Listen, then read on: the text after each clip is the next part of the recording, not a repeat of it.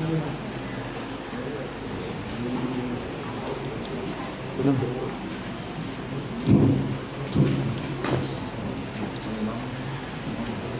Assalamualaikum warahmatullahi wabarakatuh.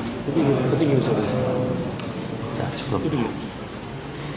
Alhamdulillahirabbil alamin.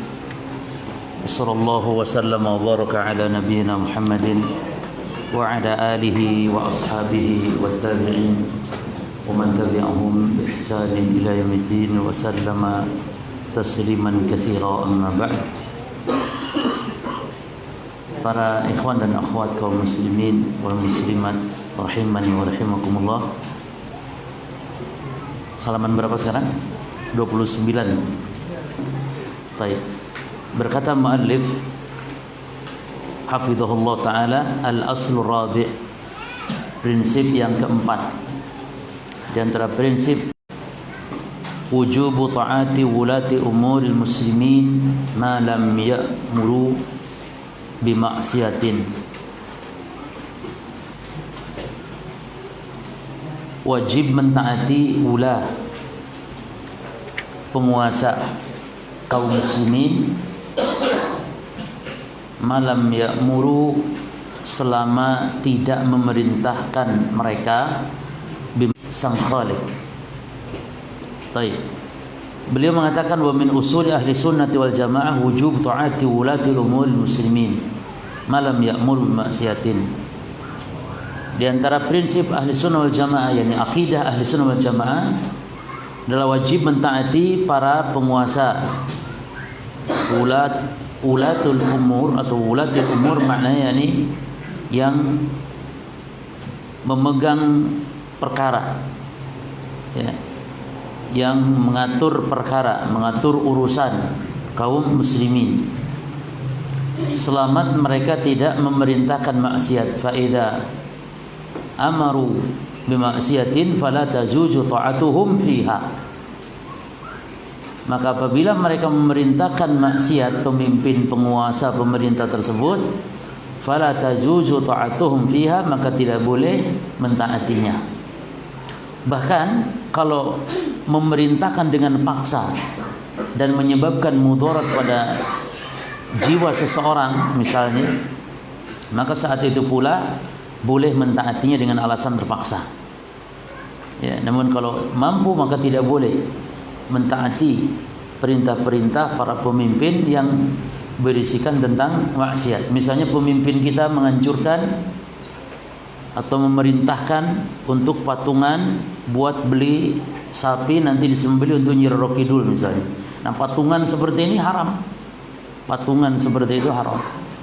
Tidak boleh kita patungan nyumbangkan harta untuk perkara-perkara kesyirikan, atau melarang sholat misalnya, atau wanita-wanita dilarang pakai jilbab misalnya, itu tidak boleh ditaati, ya.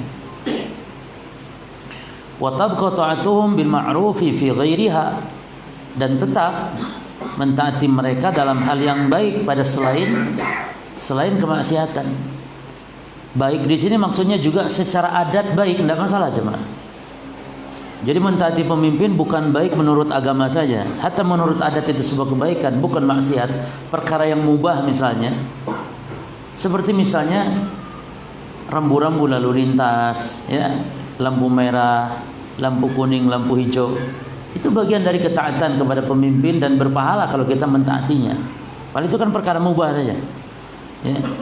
Termasuk para wanita, para istri yang taat kepada suaminya dalam perkara-perkara yang mubah, itu menjadi nilai ibadah dengan niat mentaati suami karena sebab perintah Allah dan Rasulnya.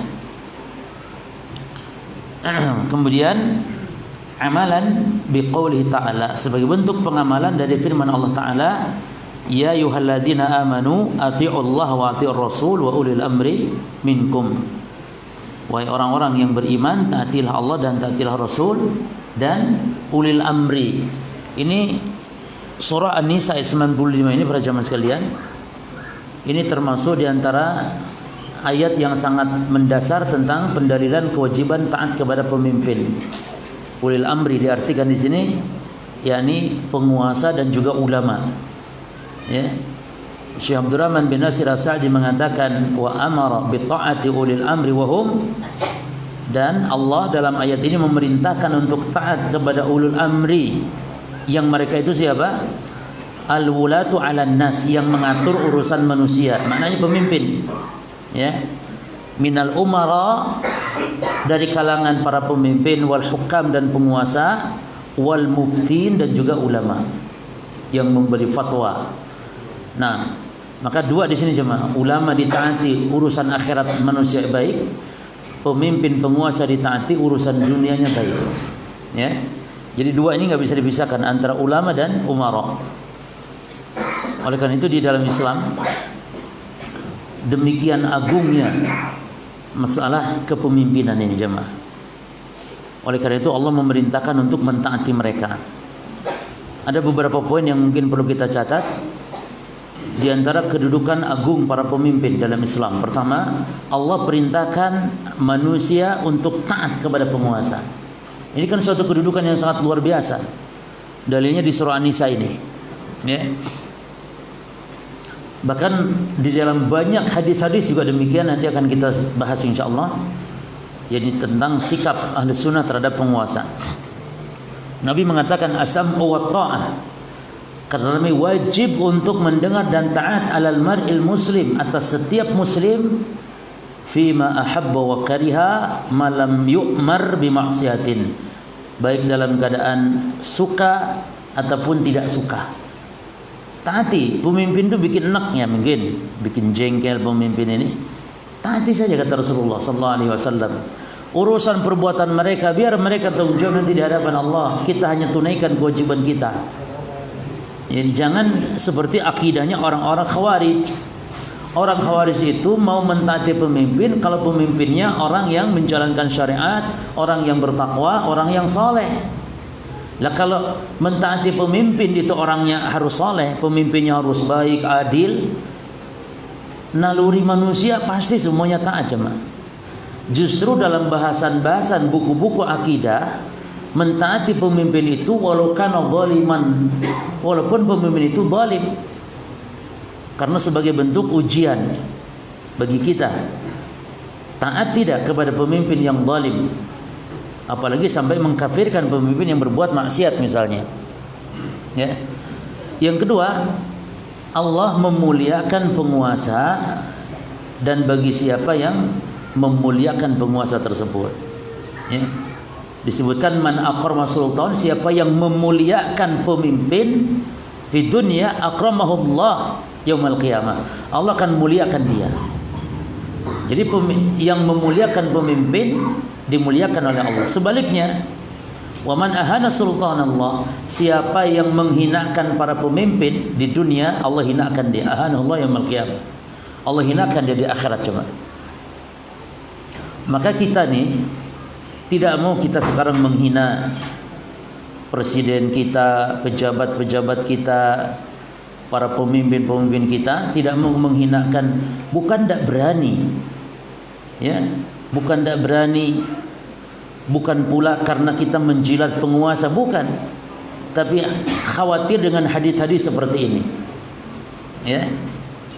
Kan sekarang itu kalau ustaz sudah mencela pemimpin di mimbar, wah itu disebut ustaz hebat. Apalagi dulu di zaman Orde Baru, ya.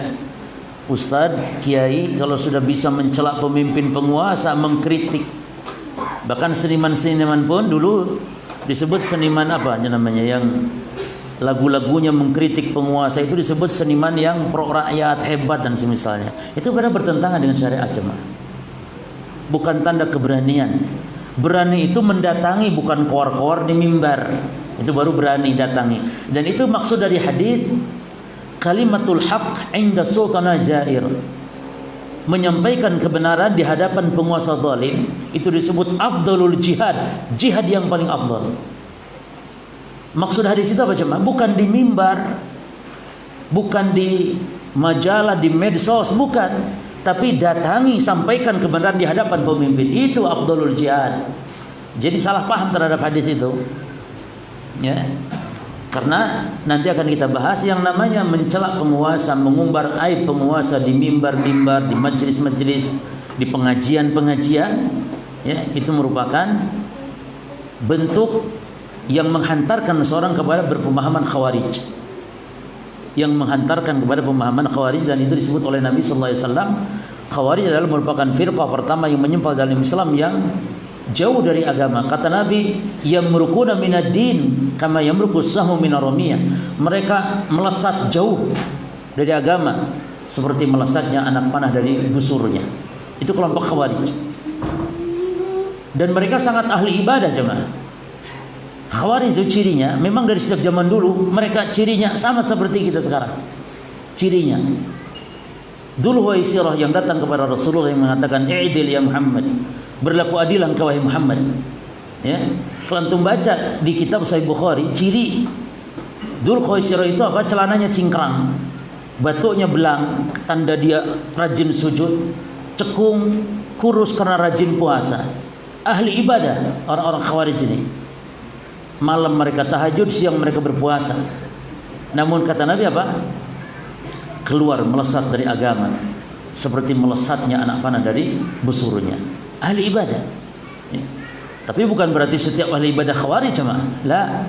Maka sekarang ini kalau ada yang melakukan aksi-aksi teror yang kebetulan jenggot, ya, cingkrang misalnya, tidak harus menunjukkan yakni dia teroris dan semisalnya, karena teroris juga rajin ibadah, rajin sholat. Apakah setiap orang yang rajin ibadah teroris? Apalagi sekarang tidak setiap orang yang berjenggot harus disebut orang di atas sunnah, karena banyak ahli bidah pun sekarang berjenggot. Banyak ahli bidah sekarang yang istrinya juga bercadar, seperti misalnya orang-orang Khawarij itu. Oh, itu bukan ahli sunnah, ahli bid'ah Khawarij itu, yang mencela para penguasa, yang menghalalkan darah penguasa, yang menghalalkan memberontak kepada penguasa. Itu orang Khawarij, itu ahli bid'ah, ya. Makanya pasti menampakkan kebaikan, ya. Seperti katanya kemarin yang kasus penusukan kepada Pak siapa? Insahal khabar. Kalau beritanya benar seperti itu, yakni betul-betul murni penusukan dan murni yakni aksi-aksi teror, maka tentu Islam berlepas diri dari perbuatan tersebut. Karena di dalam ajaran kita ahli sunnah, jemaah, jangankan dengan senjata begitu, ya, hatta mencela pemerintah dengan mulut saja itu sudah kita haramkan. Bahkan demo pun kita haramkan. Demo saja, walaupun demo damai tetap kita haramkan. Bagaimana kita dituduh sebagai misalnya kalau kena tuduhan kepada, karena ada imbas yang kemarin jemaah, ada yang kerja di sebuah perusahaan dengan sebab kasus itu jenggotnya suruh potong, suruh cukur. Loh, apa hubungannya jenggot sama menusuknya? Atau Pak Wiranto ditusuk dengan jenggot jemaah? Karena kebetulan yang melakukan itu mungkin berjenggot. Nah, dan itulah fitnah. Jadi supaya tercorengnya dakwah sunnah ini atau dakwah Islam ini secara umum. Taib. Jadi orang yang memuliakan penguasa Allah muliakan, yang menghinakan Allah akan hinakan. Wal iyadzubillah. Kita harus takut dengan apa ancaman-ancaman ini jemaah. Maka antum sekali-kali jangan memposting postingan-postingan di medsos yang menyudutkan pemerintah. Menyudutkan yakni maknanya apa jemaah? Mencela, menyebutkan aib-aib pemerintah. Ya. Posting saja ilmu, akidah, tauhid. Bahkan itu prinsip dari akidah Ahlussunnah apa? Wajib taat, tidak boleh khuruj memberontak kepada penguasa, walaupun penguasa itu zalim. Jadi penguasa zalim, jahat, nepotisme, koruptor, kita tidak boleh memberontak. Biarkan dosa-dosa dia akan bertanggungjawabkan di hadapan Allah Subhanahu wa taala. Ya. Sabar. Apalagi di kita ada pemilu. Sabar, tunggu nanti jangan dipilih lagi, kan tinggal gitu saja. Ya. Karena digulingkan sekarang, naik lagi, nanti enggak cocok lagi, gulingkan lagi. Sampai kapan terus main guling-guling terus? Kayak kambing guling akhirnya. Yang keempat jemaah, di antara kemuliaan pemerintah, penguasa dalam Islam adalah apa? Agama melarang mencela mereka, subhanallah. Mencela muslim terlarang jemaah. Sibabul muslim fusuq wa qitaluhu kufrun. Mencela muslim tercela. Mencela orang Islam loh jemaah. Misalnya mohon maaf ya, yang paling rendah derajatnya. Orang Islam yang paling rendah derajat dunianya mungkin. Pekerjaannya mungkin paling rendah, ya, enggak punya pangkat gelar, miskin, fakir, dicela haram hukumnya. Sibabul muslim fusukun. Nah, bagaimana kalau yang dicela itu adalah pemerintah, penguasa, pemimpin? Maka lebih diharamkan lagi. Jadi double, berlipat haramnya. Karena mencela pemerintah nanti efeknya lebih besar. Sehingga disebutkan, kata Anas bin Malik, nahana kubara'una min ashabi Rasulillah. Para pembesar dari sahabat-sahabat Rasul melarang kita-kita, melarang kami-kami, yakni para sahabat. Apa larangannya? La tasubbu umara'akum. Jangan kalian mencela para pemimpin kalian. Subhanallah. Ini manhaj para sahabat terhadap penguasa. Jangan mencela para penguasa. Wala tagishuhum. Jangan menipu mereka. Wala tabghaduhum. Jangan membenci mereka. Yani benci kemaksiatannya saja, jemaah.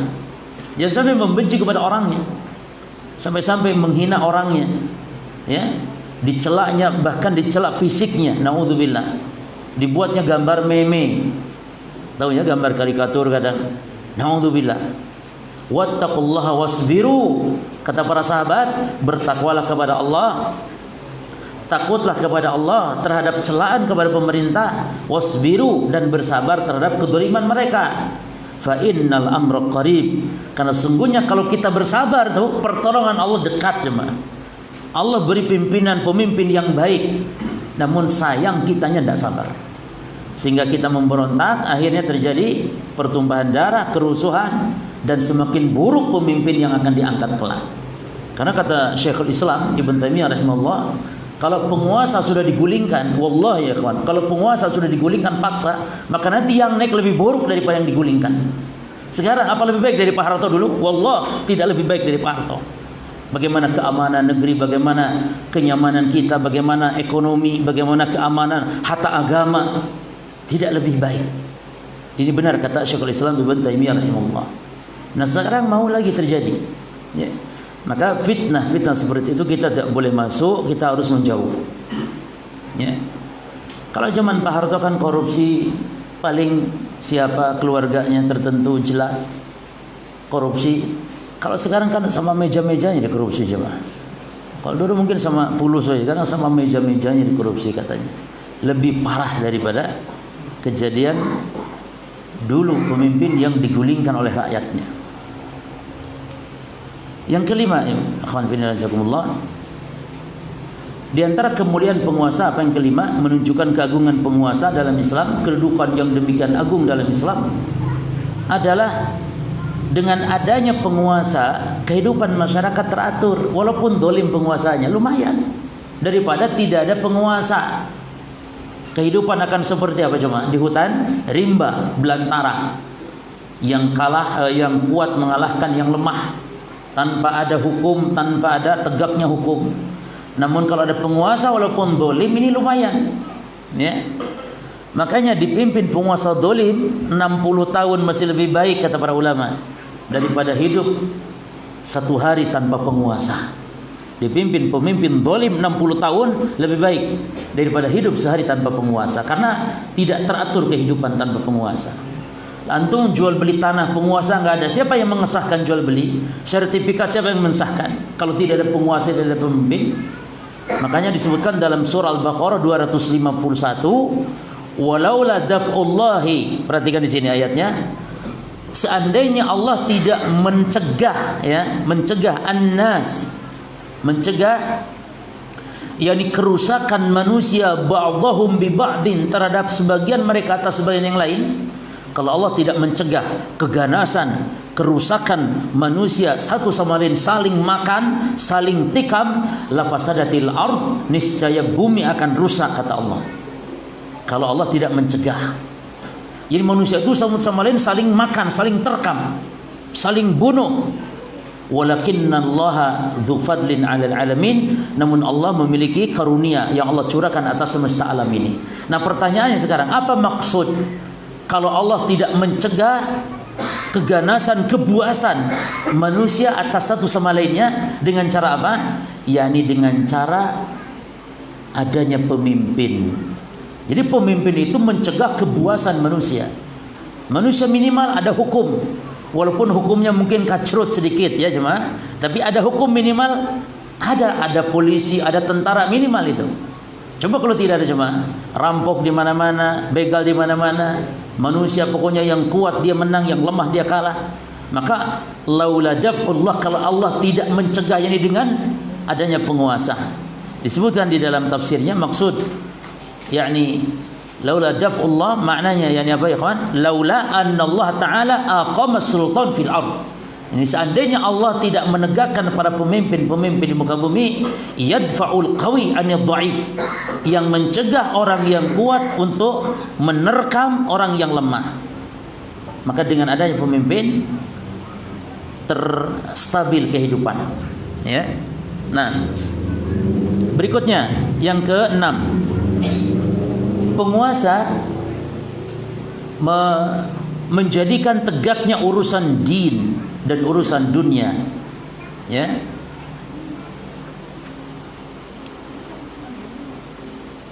Oleh karena itu fungsi pemimpin penguasa itu pada jemaah untuk menegakkan dua ini, kemaslahatan agama dan kemaslahatan dunia. Diatur kapan lebaran, kapan puasa, diatur. Bahkan ibadah-ibadah itu yang tidak bisa ibadah tegak kecuali harus dengan pemimpin penguasa, seperti jihad. Jihad jemaah. Kita berjihad itu umat Islam, dan ini akidah yang benar tentang jihad. Jihad tidak ada istilah sendiri-sendiri berangkat, tidak ada. Harus dipimpin oleh pemimpin, walaupun pemimpin itu jahat, dolim. Kalau sudah urusan jihad, perang dengan orang kafir, pemimpin yang jahat tadi, dolim, tetap dia kalau memimpin jihad kita taat, kita ikut. Jadi jihad dalam Islam, jihad itu tetap sampai hari kiamat berlaku, namun ma'a al-wulah, bersama penguasa.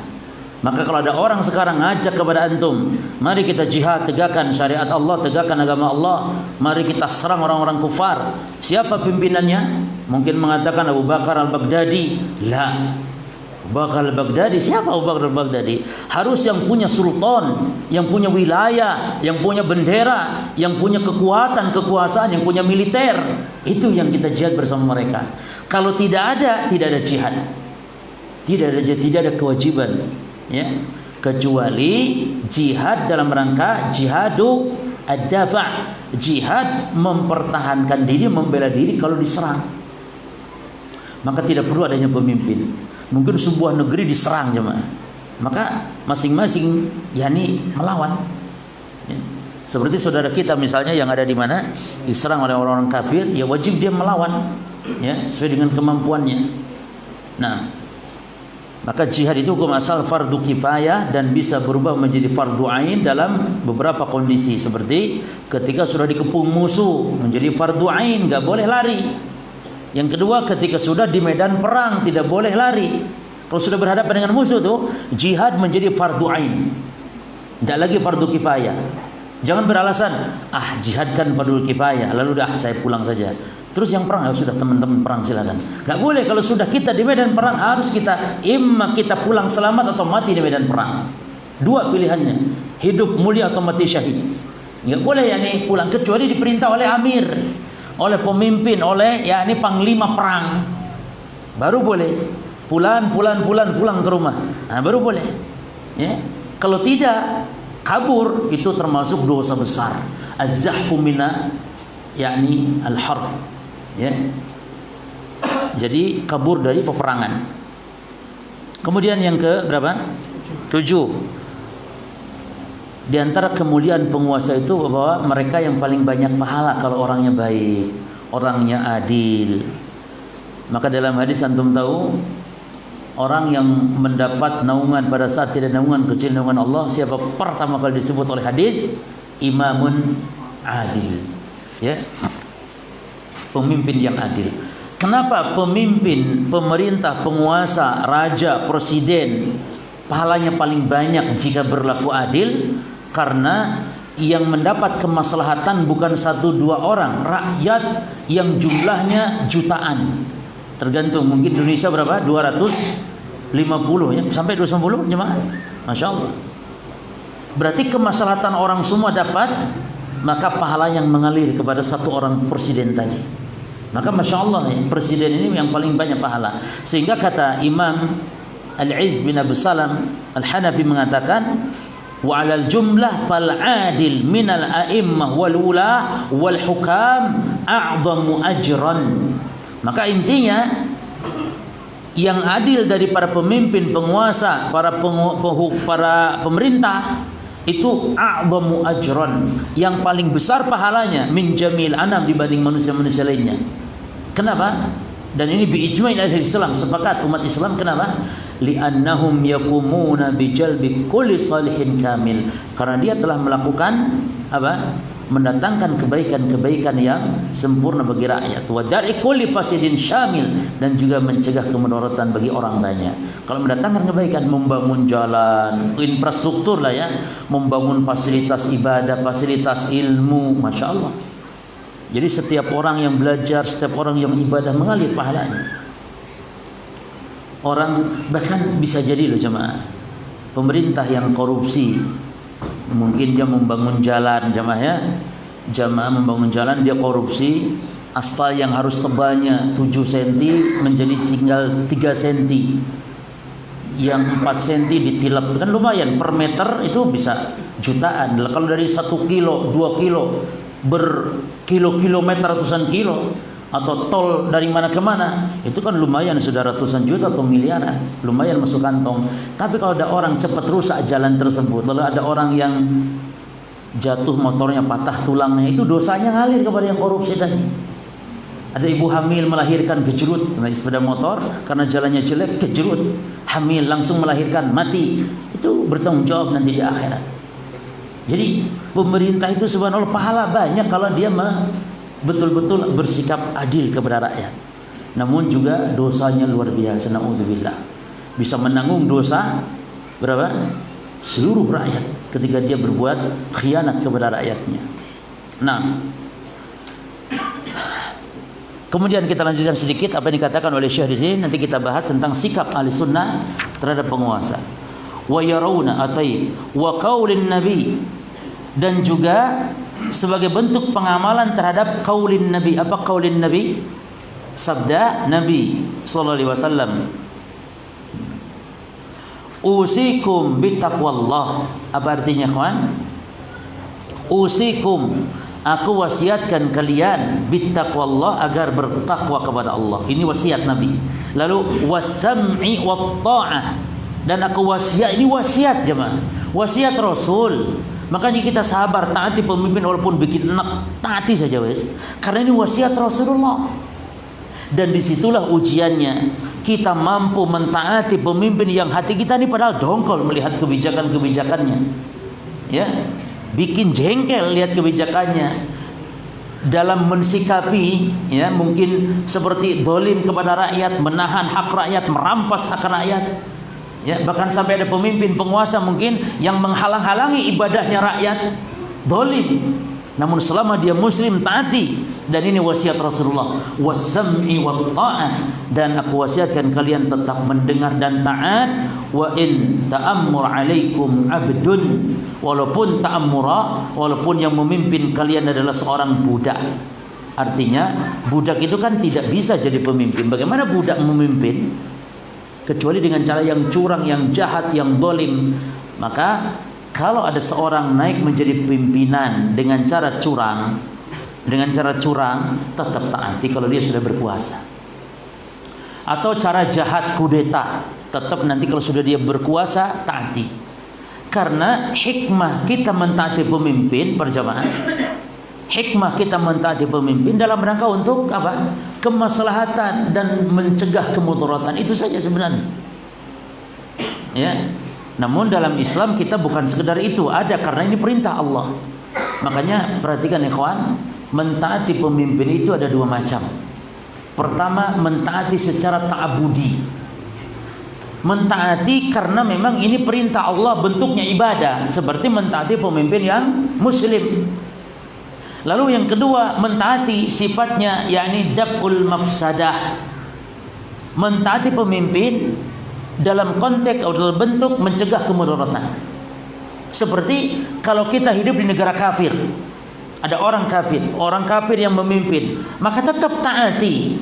Namun bukan dalam rangka ta'abudi taat di sini, tapi dalam rangka apa ini konteksnya? kafir. Dalam rangka apa? Mencegah kemudaratan. Kalau tidak bisa hidup kita di negeri tersebut. Tapi kalau pemimpin yang muslim, kita taati dalam rangka kita ta'abbudi, ibadah kita kepada Allah. Jadi ada dua bentuk ketaatan. Dan juga ikhwan, kok ada orang yang misalnya katanya pemimpin yang tidak menjalankan syariat kita tidak usah taati. Apa bisa kita hidup di sebuah negeri yang kitanya tidak taat? Dia punya KTP saja itu bentuk taat dia berarti. Makanya itu orang-orang yang seperti orang-orang yang ya menolak anti taat kepada pemerintah, tapi dia KTP punya, sekolah di sekolah negara yang dia kafirkan. Bahkan aneh bin ajaib ikhwan, ada sebuah harakah Islam yang dia mengkafirkan pemerintah, katanya pemerintah ini togut, tapi aneh dia menjadi pegawai negeri, banyak pegawai negeri. Cuman pas itu ngaji ke harakah terpengaruhlah sehingga dia caci maki pemerintah, kafirkan pemerintah, namun tetap kerja, tidak keluar dari pegawai negerinya. Kan aneh. Katanya taugut tapi masih kerja di sana. Kerja dong di luar Indonesia yang bukan yang enggak taugut. Kata dia enggak ada lagi, semuanya taugut di dunia ini enggak ada. Hatta Saudi jemaah. Bayangkan antum, Saudi saja yang ada Ka'bahnya, Saudi yang ada Masjid Nabawi, yang ada Masjidil Haram aja ditaugutkan. Apalagi Indonesia yang ada Candi Borobudurnya. Apalagi Indonesia yang ada Nyi Roro Kidulnya. Oh, tambah. Baik. Mana tadi? Wa yarawna anna ma'siyatal amir al-muslim, dan ahli sunnah yarawna yani apa? Berpendapat. Namun maknanya di sini berkeyakinan. Yarawna berpendapat. Namun maknanya di sini apa? Berkeyakinan. Anna ma'siyatal amir al-ma'siyatal amiril muslim, bahwasanya maksiat kepada amir, pemimpin, penguasa yang muslim, maksiatun lirrasul sallallahu alaihi wasallam. Perhatikan ini akidah kita. Makanya di sini loh kita ikhwan, kita mentaati ya karena dalam rangka perintah Allah. Kita tidak mau mencela pemerintah ya, karena ini larangan dan ini ancamannya berat. Sebagaimana kita meyakini katanya Ahlus Sunnah bahwa maksiat kepada ini membangkang tidak mentaati pemimpin yang muslim adalah bentuk maksiat kepada Rasul. Amalan biqaulihi, sebagai bentuk pengamalan dari sabdanya Nabi sallallahu alaihi wasallam, man yuti'il amir faqad ata'ani wa man 'asal amira faqad 'asani. Siapa yang mentaati pemimpin maka sungguh dia telah taat kepadaku, kata Rasulullah. Dan sebaliknya siapa yang memaksiati pemimpinnya maka sungguh dia telah memaksiati aku. Baik. Ini poin yang kedua ya. Poin yang pertama tadi wajib mendengar dan wajib taat berdasarkan nas Al-Quran, berdasarkan nas dari As-Sunnah, dan berdasarkan ijma' kesepakatan para sahabat dan ijma' para ulama tentang masalah ini. Terus yang kedua tadi poinnya apa? Meyakini bahwa mentaati pemimpin sama dengan mentaati siapa? Rasul. Memaksiati pemimpin sama dengan memaksiati Rasul. Nah sekarang yang ketiga, wa yarawna sholata khalfahum, dan ahli sunnah berkeyakinan bahwasanya salat itu tetap berlaku di belakang mereka. Artinya jemaah, ada kelompok mengatakan pemimpin karena dia kafir maka tidak boleh salat di belakang mereka. Maka ini kekeliruan. Tapi kita ahli sunnah tetap salat di belakang pemimpin-pemimpin, walaupun mungkin zalim, pemimpin mungkin jahat, tetap salat di belakang mereka. Yakni dijadikan sebagai imam. Wal jihada ma'ahum, dan juga berjihad bersama mereka. Tidak ada istilah jihad sendiri-sendiri, tapi jihad harus adanya pemimpin, harus adanya sultan, kekuasaan, harus adanya yakni raya, bendera. Di bawah bendera kita jihad ya. Wa du'a lahum bis shalah, dan mendoakan mereka dengan kebaikan. Maka ciri ahli sunnah mendoakan pemimpin dengan kebaikan. Maka kalau ada orang berdoa dalam mimbar dengan Allahumma aslih ulata umuril muslimin, itu ciri-ciri ahli sunnah. Ciri ya. Di antara ciri ahli sunnah apa? Mendoakan pemimpin. Di antara ciri ahli ahwa, di antara ciri ahli bidah apa? Mencela mendoakan kejelekan, kebinasan kepada pemimpin. Ya. Maka kata Al-Imam Al-Barbahari, idza ra'aitar rajul, kata Imam Al-Barbahari rahimahullah, idza ra'aitar rajul yad'u ala sultan fa'lam annahu sahibu hawa. Jika engkau melihat ada orang mendoakan jelek kepada pemimpin, ketahuilah fa'lam annahu sahibu hawa. Ketahuilah bahwa dia ahli bid'ah. Idza ra'aitar rajul yad'u li sultan fa'lam annahu sahibu sunnah insyaallah. Kata beliau, namun ada orang kalau mendoakan kebaikan pemimpin, maka ketahuilah dia ahli sunnah insyaallah. Kata siapa ini? Al-Imam Al-Barbahari rahimahullahu ta'ala. Wal istiqamata wa munasahatahum, dan beristiqamah di atas kebaikan, di atas mendoakan, di atas ketaatan, dan menasihati mereka.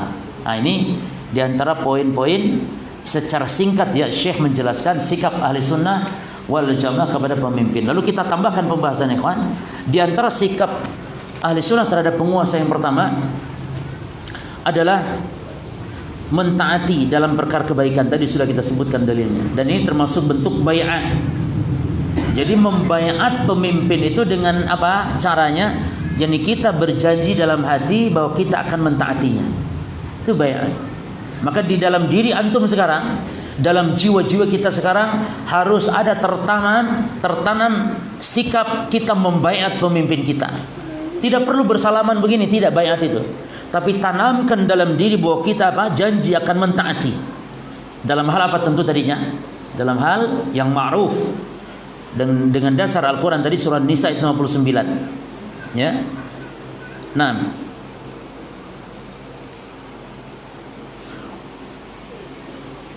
muridnya Imam Ahmad ya, bernama Harb Al-Karmani rahimahullah, di dalam buku akidah beliau mengatakan begini, wal inqiyadu liman wallahu Allahu azza wa jalla amrakum, tunduk dan patuh kepada orang yang dikuasakan perkara kepada kalian, kepada pemimpin, la tanzi'u yadan min ta'atihi, tidak mencabut tangan dari ketaatan, wala takhruju alaihi, dan tidak memberontak kepadanya, hatta yaj'alallahu laka farajan wa makhrajan, sehingga Allah pun akan memberikan kepada engkau jalan keluar, memberikan kelapangan, memberikan jalan keluar. Jadi kebahagiaan ikhwan dan ketenangan jiwa saat kita mentaati pemimpin, tidak memberontak, tidak mencela, tenang hidup ini. Ya, antum cuekan orang-orang yang dengan kebodohannya, dengan kedengkiannya mengatakan penjilat penguasa. Seperak pun kita nggak dapat dari penguasa. Penjilat apanya? Ini murni kita karena perintah Allah, karena ini ajaran syariah. Namun orang yang benci mengatakan apa? Kalian para penjilat penguasa, ulama penjilat penguasa, dan yang semisalnya. Di sini padahal kalam para sahabat, kalam para ulama, kalam para imam yang 4 ini menegaskan demikian. Ya. Demikian pula para sahabat Rasulullah berbaiat kepada Rasulullah, yaitu ala sam'i wa ta'ah fi mansyatina wa makrahina. Kami membaiat Rasul untuk tunduk patuh kepada pemimpin-pemimpin kami, baik dalam keadaan lapang ataupun dalam keadaan sulit. Yani jangan taat hanya dalam kondisi tertentu, tapi dalam kondisi apapun. Pemimpin baik kek, pemimpin jahat kek, tetap kita tidak berubah. Ya, kita tidak berubah, nggak ada ngaruh kepada kita. Nah, tapi nanti jangan dipahami berarti tidak ada nasihat, pemimpin dolim dibiarkan. La, bukan itu. Tetap nasihat, namun dengan cara yang hak, dengan cara yang benar. Berikutnya jemaah, ada sebuah hadis dari Ubadah bin As-Samit. Rasulullah SAW bersabda, isma' wa ati', mendengarlah dan taatilah para pemimpin kalian, kata Rasulullah. Wa asaratin alaik, baik dalam keadaan pemimpin itu, meskipun pemimpin itu asaratin alaik, mementingkan kepentingannya di atas kepentingan rakyat. Subhanallah, sampai rinci loh jemaah. Nabi tidak hanya sekedar taati pemimpin, subhanallah, tidak, tapi sampai dirinci oleh beliau. Isma' wa ati' fi usrika wa yusrika wa masyatika wa makrahika wa asratin alaik, wa in akalu malak, walaupun memakan hartamu, wa darabu dhahraka, walaupun memukul punggungmu, taati kata Nabi. Jadi pemimpin sekejam apapun, sebejat apapun, kita tetap taati dalam perkara yang ma'rufnya, tetap, dan tidak memberontak selama dia muslim. Makanya ketika sahabat disebutkan sifat pemimpin yang buruk, ya, hatinya berhati apa coba? Berhati setan di jasad manusia. Lalu sahabat tanya, ya Rasulullah, apakah sudah boleh kita untuk memberontak, angkat pedang kepada pemimpin kayak begitu?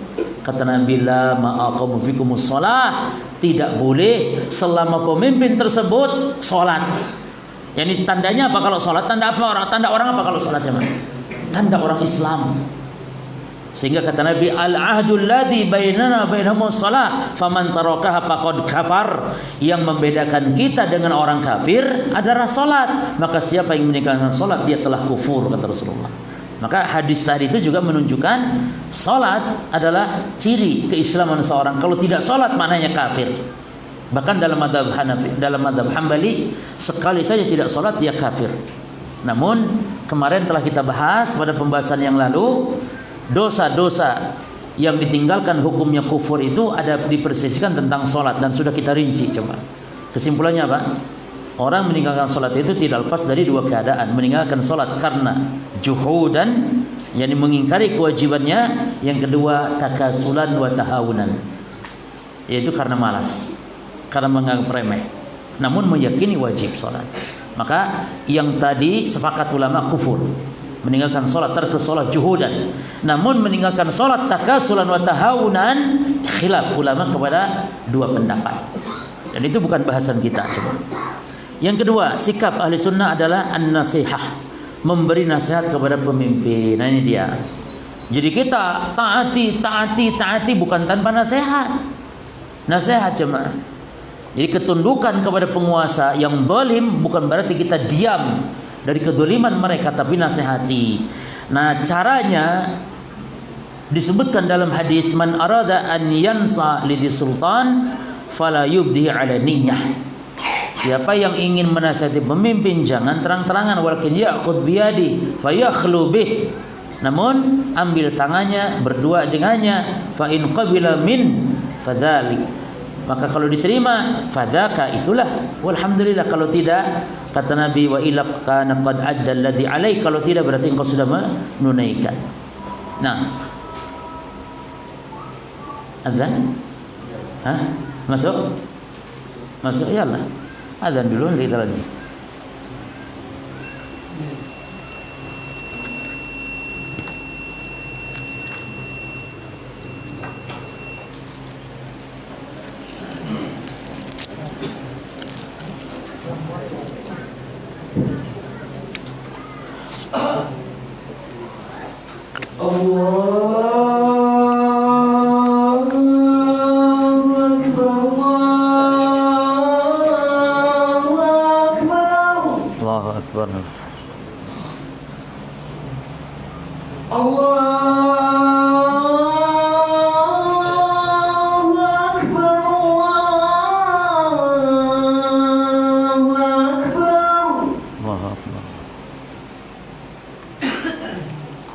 Asyhadu an la ilaha illallah.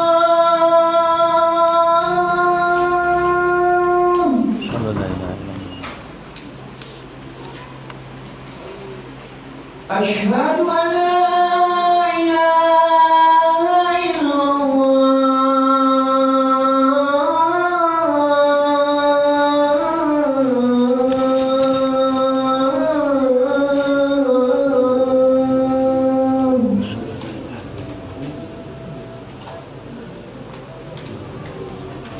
Asyhadu anna Muhammadan Rasulullah.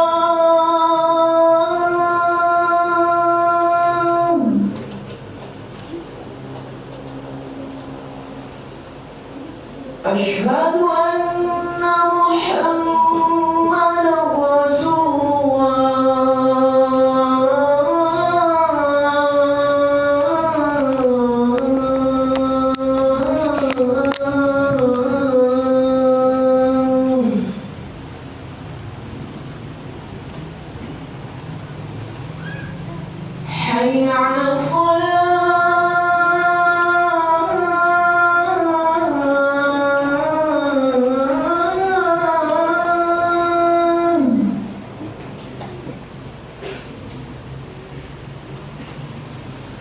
حي على الصلاة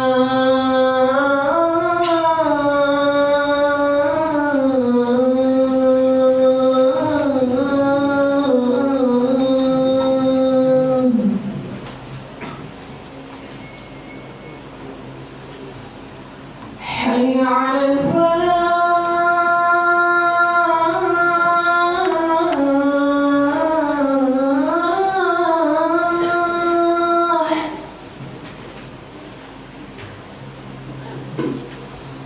حي على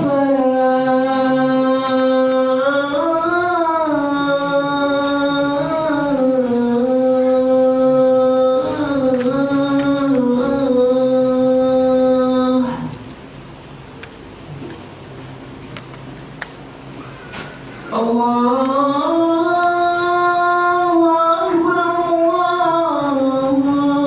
الله أكبر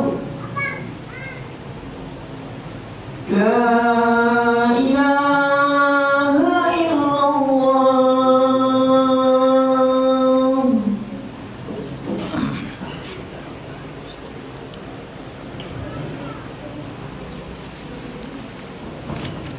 Bismillah, alhamdulillah, wassalatu wassalamu ala rasulillah wa ala alihi wa ashabihi wa man wala amma ba'd.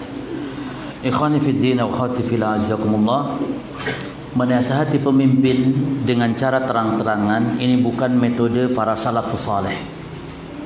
Syekh bin Baz rahimahullah mengatakan laisa min manhajis salaf. Bukanlah metode para salaf.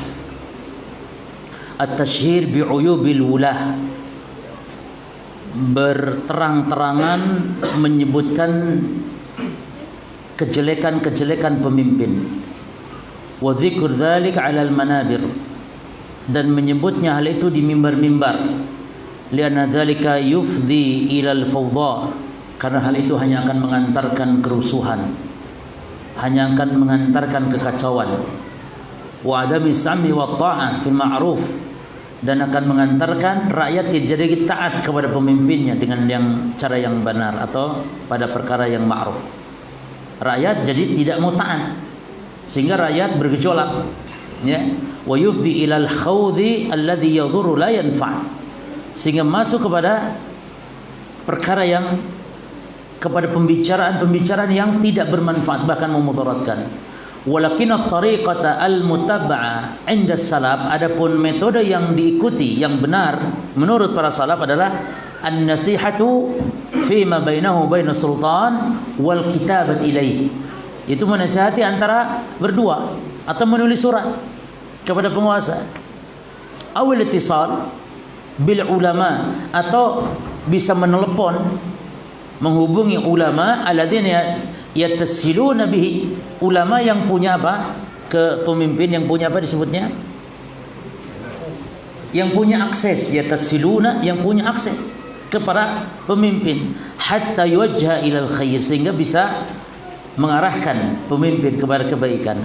Wa inkarul munkar min duni dzikril fa'il, dan mengingkari kemungkaran itu tanpa harus menyebut pelaku, ya. Fayunkar az-zina, yunkar al-khamr, wa yunkar ar-riba min duni dzikri man fa'alahu. Demikian caranya.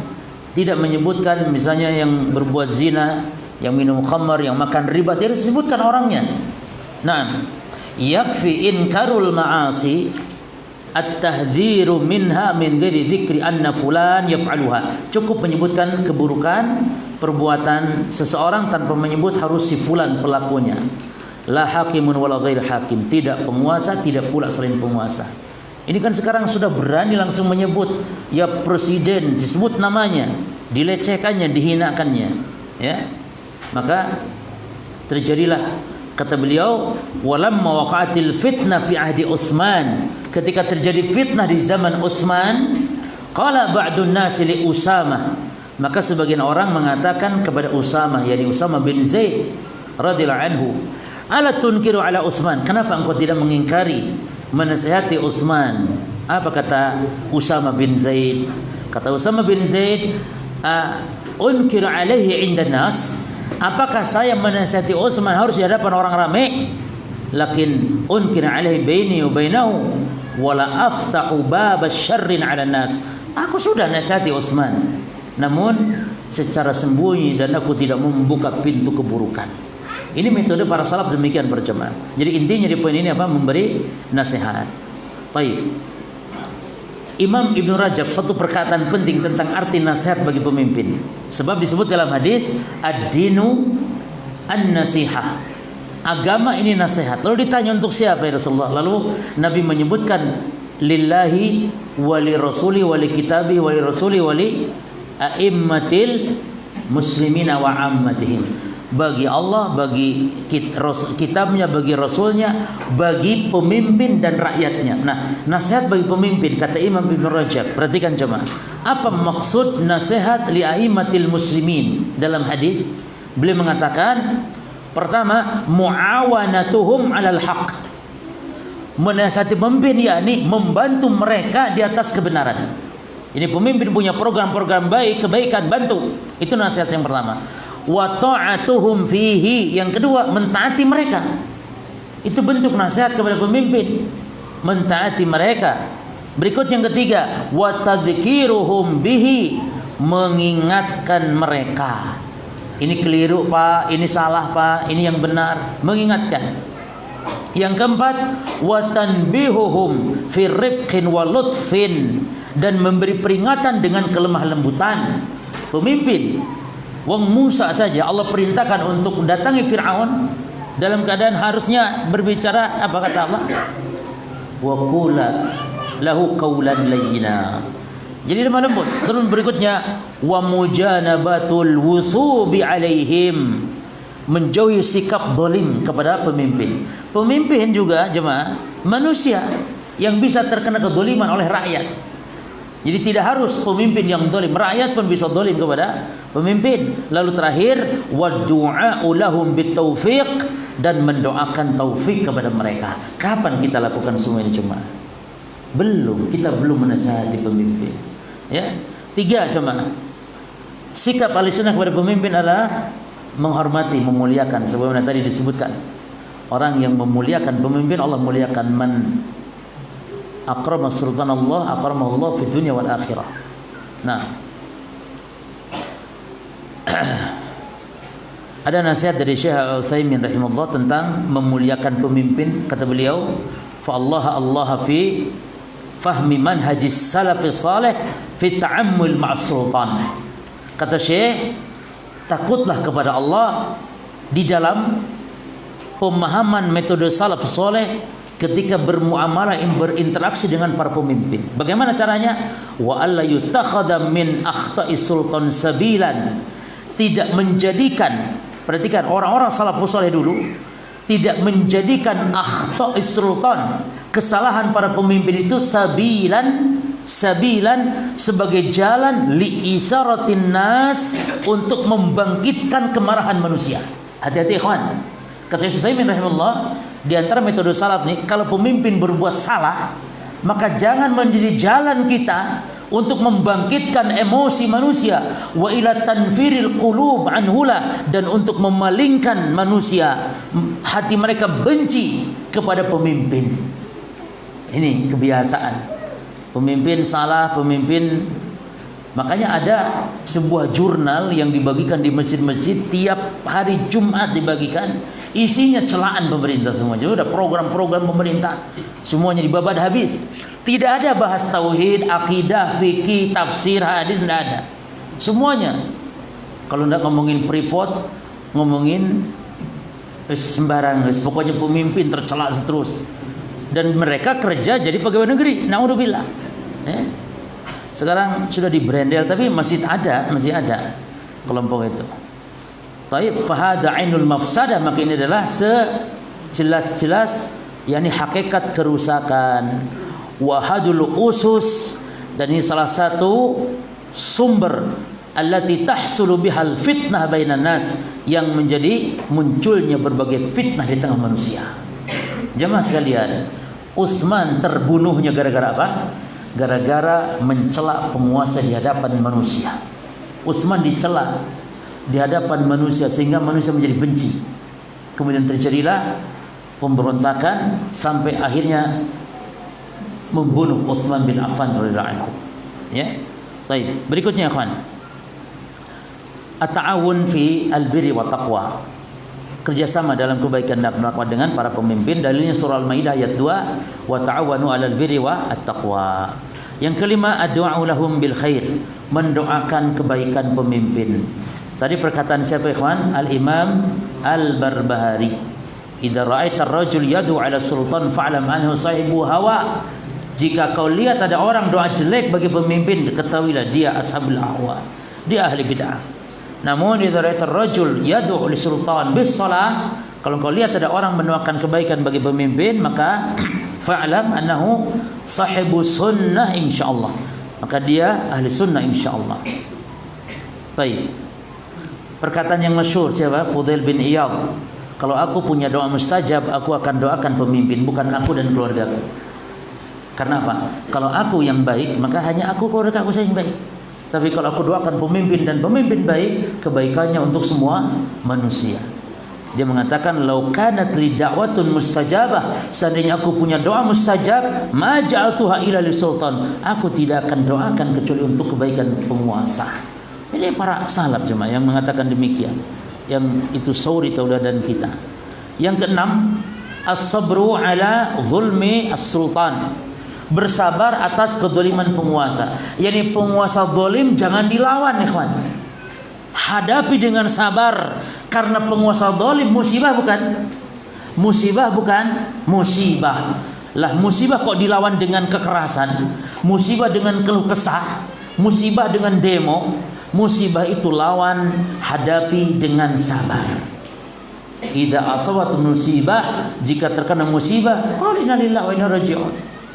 Nah, karena keburukan penguasa juga akibat dari buruknya rakyat. Al-An'am 129 dalilnya.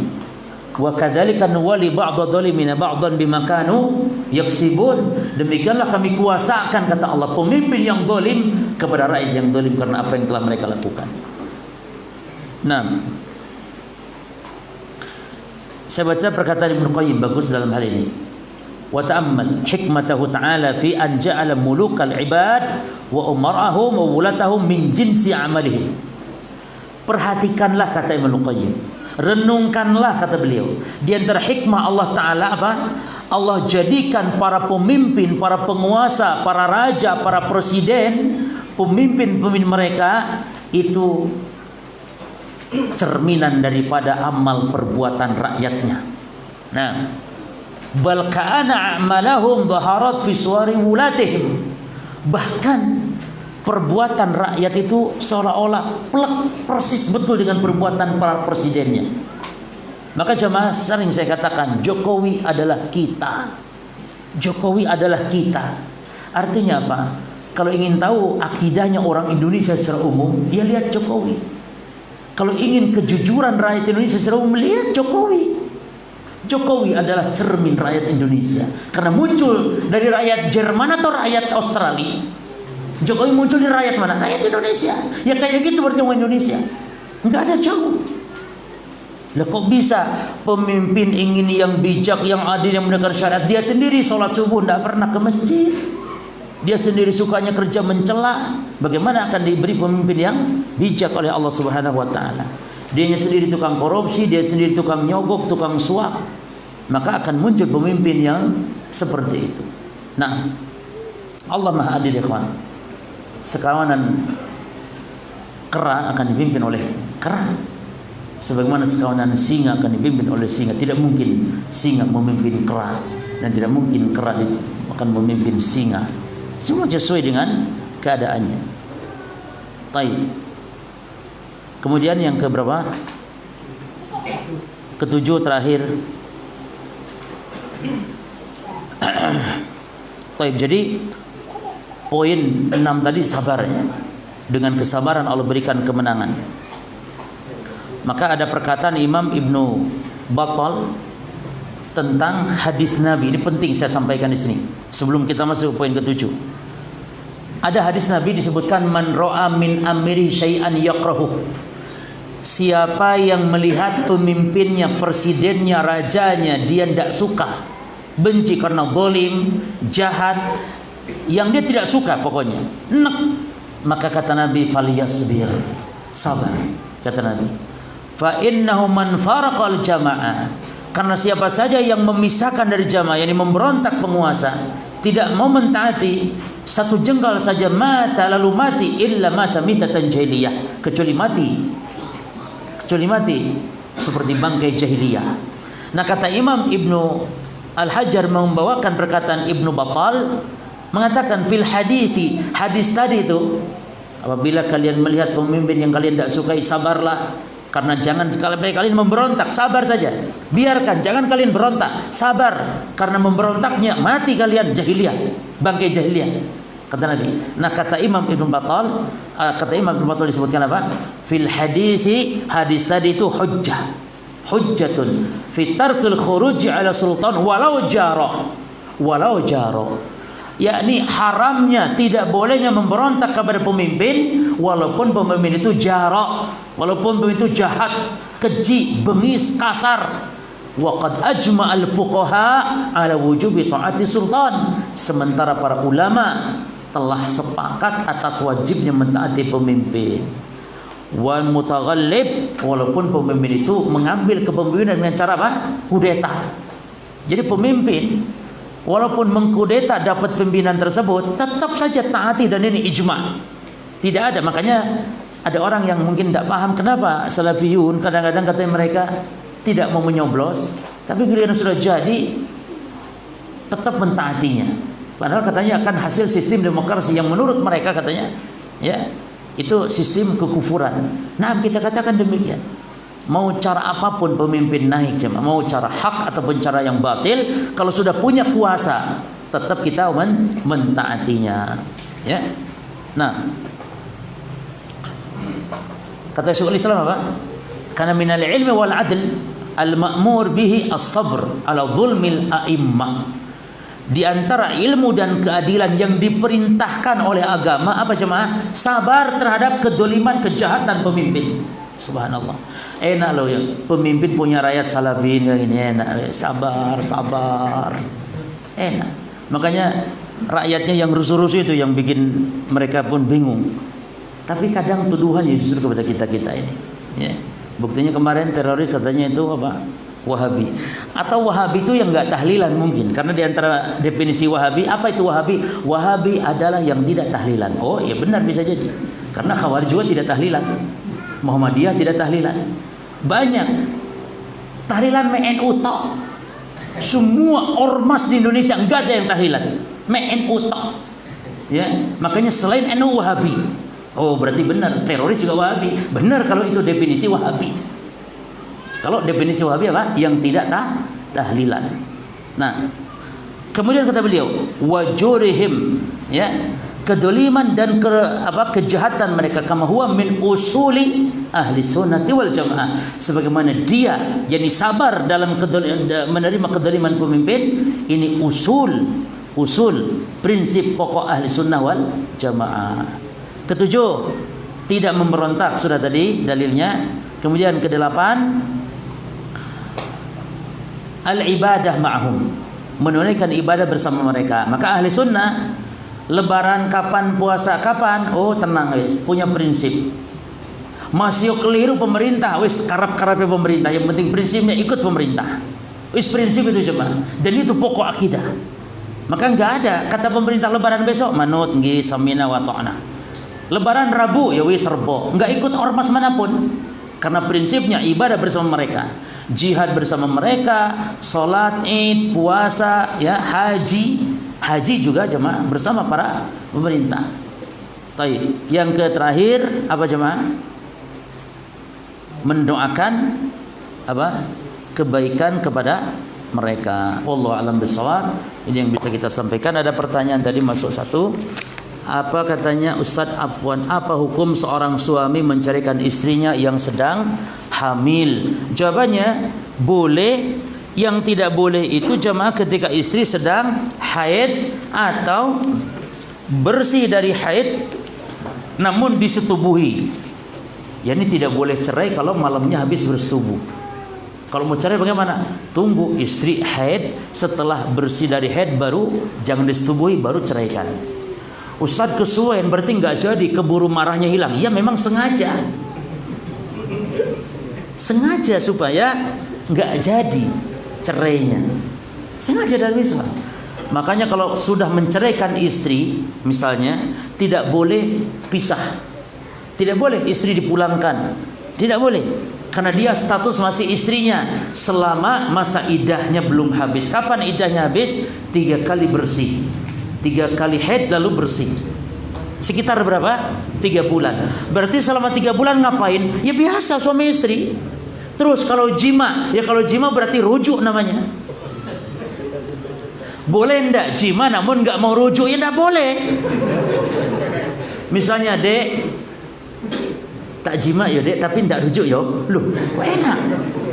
Jadi rujuk itu dengan perbuatan atau dengan perkataan, dan tidak perlu saksi, tidak panggil Pak Mudin, nggak perlu. Rujuk beda dengan nikah. Nikah ya harus ada saksi, harus ada mahar. Kalau rujuk tidak, antum berdua sama istri. Dek, kamu tak rujuk ya, sudah. Atau malam dingin-dingin langsung buka bismillah Allahumma syaitan wa janibis syaitan ma razaqtana, langsung sudah. Pas mari, bagaimana kalau lupa misalnya gini jemaah, pas mari jima lali, loh iya dek kan kita lagi cerai, wih piye nggak jadi? Oh nggak boleh, jadi sudah, jadi dengan perbuatan. Jadi jemaah misalnya memang betul-betul nggak mau, ya tidak bersetubuh berarti. Namun istri tetap mendapatkan nafkah, istri tetap melayani suami, melayani bukan jima, melayani. Kalau sampai masa akhir iddahnya nggak ada yang mau kembali juga, dan yang berhak merujuk siapa jemaah? Cerai dan rujuk ini mutlak milik suami. Tidak bisa istri mengatakan, mas kamu tak cerai mas ya, nggak bisa. Kamu tak cerai mas, nggak bisa. Bagaimana kalau begini? Mas ceraikan aku, terus suaminya marah. Betul? Iya mas, cerain aku. Tenan? Iyo katanya. Nah, nih suami ngomong iyo, jatuh cerai enggak? Tahu kasusnya? Ceraikan saya mas, kalau kau jantan. Oh masya Allah. Siapa sih yang takut? Ceraikan aku mas. Iyo. Nah, yo, naam, atau yes, atau oke. Nah, jatuh tidak? Ayo, ini fikih loh jemaah. Jatuh tidak? Taib, antum ingat, cerai lafadznya ada 2. Satu lafadz sharih, jelas. Satu lagi lafadznya kinayah. Sorry seperti tak ceraikan kamu, tak talak kamu, tak pegat kamu, itu jatuh. Namun kalau kinayah masih belum jelas, maka tidak jatuh kecuali harus dengan niat. Jelas ya ma? Seperti mengatakan kamu pulang dulu ke rumah orang tuamu, saya enak lihat kamu misalnya. Jatuh cerai tergantung niat. Kalau niat berarti cerai, kalau tidak tidak. Jelas ya? Nah, sekarang kasus tadi iyo. Ini apa coba? Hah? Al-jawab, kalau cuman sekedar iyo, iya, yes, itu belum tentu cerai. Tapi bisa jadi niatnya apa? Mau dicerai tapi enggak sekarang. Kapan? Kapan-kapan. Berarti jatuh tidak? Tidak. Tapi ini jangan dipakai buat istri, tauriah nih. Jangan. Ya. Baik. Dan istri jangan gampang nantang cerai. Terus rujuk juga demikian ya kawan. Rujuk haknya siapa? Hak suami. Artinya kalau suami mengatakan, dek kamu tak rujuk ya, istrinya ngomong, moh mas. Gak boleh ngomong moh. Mau tidak mau yang namanya istri ya harus mau. Dirujuk sama suami. Jelas. Dirujuk. Jangan sampai, enggak mas, aku enggak mau rujuk. Gak boleh karena tidak ada hak. Sebagaimana enggak boleh istri menceraikan suami. Mas, rumah tangga kita kok gini-gini terus mas, kamu tak cerai mas. Talak 1. Jatuh tidak? Tidak, antum senyum saja. Hehehe saja sudah. Enggak sah. Enggak sah. Baik. Maka talak ada 2, ada talak sunni, ada talak bid'i. Talak sunni dalam segi ucapan, misalnya mentalak istri langsung sekali ucapannya langsung 1000 kali, talak 7, talak 3 langsung, itu talak bid'i. Atau dalam perbuatan menceraikan istri sedang haid, itu talak bid'i. Adapun menceraikan istri ketika hamil, hukumnya apa? Hukumnya boleh ketika istri sedang hamil. Kalau menurut perasaan gimana cuma? Oh katanya tidak baik, lagi hamil kok dicerai. Enggak masalah karena jelas kok. Jelas nanti lahirnya kapan, selesai dia. Istri ketika hamil dicerai, kapan iddahnya selesai? Ketika melahirkan. Nah,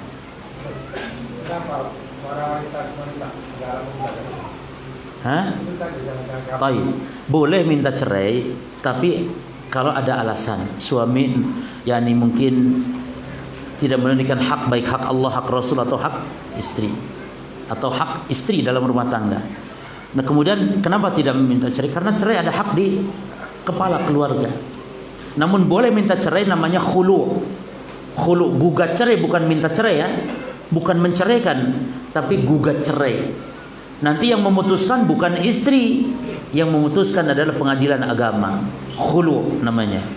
Namun dengan alasan harus. Kalau tanpa alasan istri minta cerai, Nabi ancam tidak akan mencium bau surga. Ayyuma imra'atin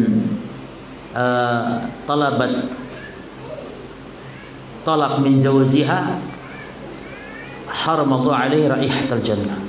Siapa wanita yang talabat min zawjiha talaqan bighairi ba'sin, siapa yang minta cerai tanpa ba'sin, tanpa alasan, maka diharamkan baginya wangi surga.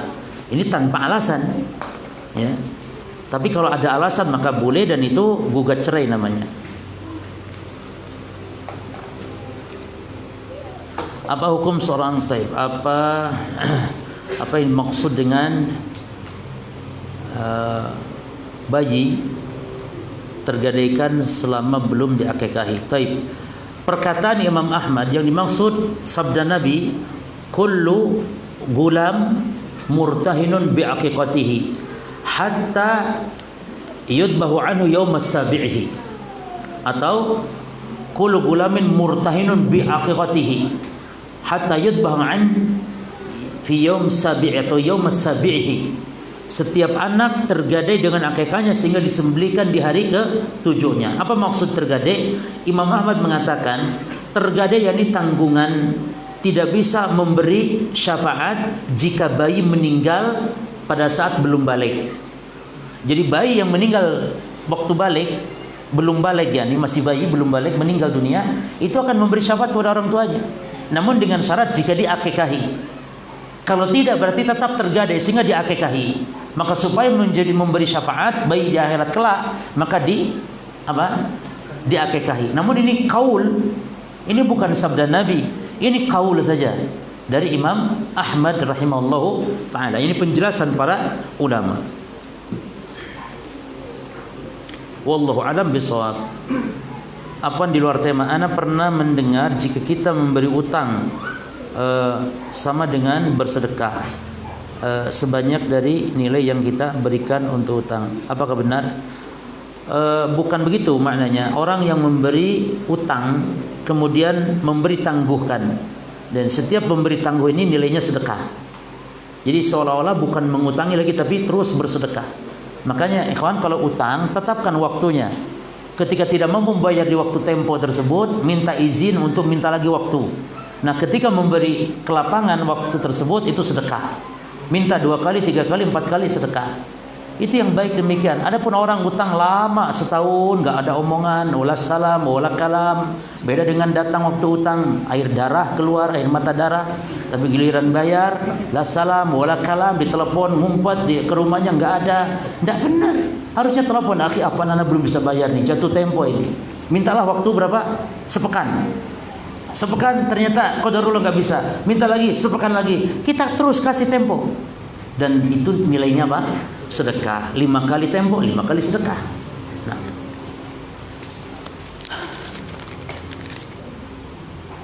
Seperti apa kisah sebenarnya yang terjadi fitnah pada saat Muawiyah dan juga Ali? bin Abi Thalib yang berbenda taib. Fitnah yang terjadi antara Ali dan Muawiyah tentu ada provokator, namun apa yang diperebutkan? Yang diperebutkan adalah masalah ijtihad, yaitu apa yang harus didahulukan menurut Muawiyah. Jadi Muawiyah tidak mau baiat Ali, sehingga Ali menghukum dulu siapa pembunuh Utsman. Hukum dulu pembunuh Utsman, karena Utsman adalah kerabatnya Muawiyah min Bani Umayyah. Utsman. Kata Ali, baiat dulu, nanti kalau sudah ada nanti kita pikirkan, karena yang namanya menghukum orang tidak semudah itu. Harus ada Ya wis kaya ngono abang yang ngomong.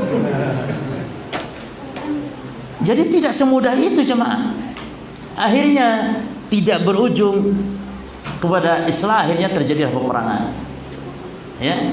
Namun ini fitnah, maka yang benar adalah sahabat yang tidak ikut. Yang benar yang tidak ikut. Namun di antara perang antara Ali dengan Muawiyah dan perang yang terkenal fitnah ini ada dua. Pertama, perang Jamal, dan yang kedua perang Siffin. Siffin ini antara Ali dan Muawiyah. Adapun Jamal antara Ali dengan Aisyah radhiyallahu anha. Itu pun sama, kesalahpahaman semuanya. Dan itu perang tidak menyebabkan mereka kafir, tidak menyebabkan mereka tercela jamaah sekalian.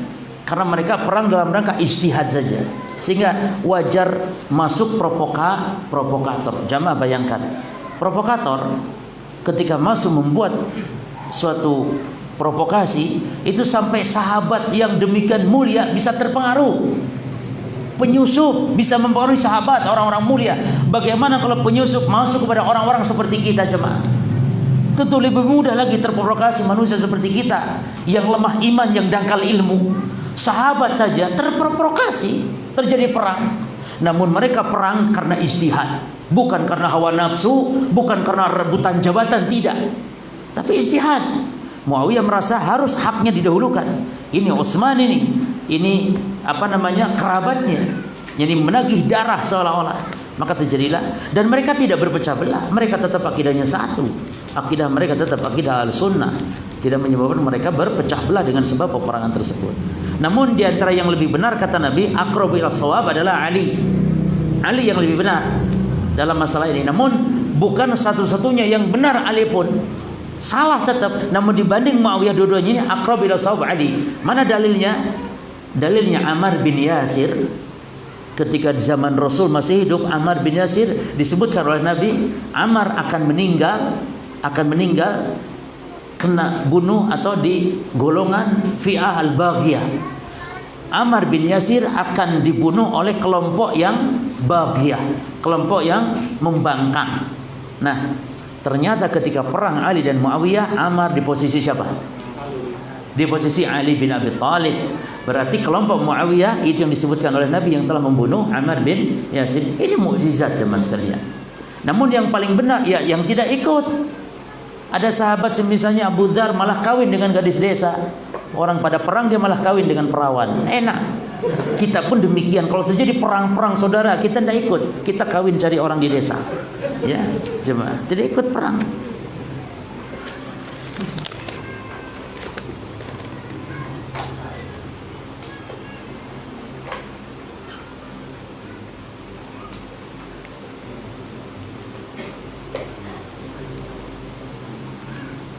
Taib. Bertanya tentang masalah jihad Ambon dulu, ya. Ada khilaf ulama dalam masalah itu. Yang awalnya membolehkan, akhirnya tidak membolehkan. Karena urusan Ambon dulu, kita urusan dalam negeri, urusan negara, ya. Namun bagaimanapun, Ustaz Ja'far dulu ketika berangkat ke Ambon dan menjadi panglima dan membuat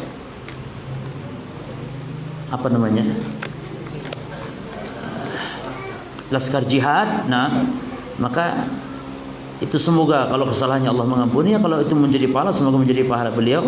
Yang jelas niatnya kan menolong saudara kita yang dibantai oleh orang-orang Nasrani di sana. Namun sekali lagi, urusan jihad adalah urusan negara, urusan pemerintah. Maka terjadi khilaf saat itu dan terjadi fitnah, sehingga Ustaz Ja'far pun akhirnya membubarkan laskar jihadnya, dibubarkan akhirnya. Dan ada terjadi kesalahan-kesalahan dalam masalah itu. Wallahu a'lam. Maka insya Allah seperti sekarang Wamena. Ada yang bertanya, Ustaz, apa belum waktunya kita jihad melawan Wamena? Ya akhi, Wamena mau melawan sama apa? Lawan Wamena.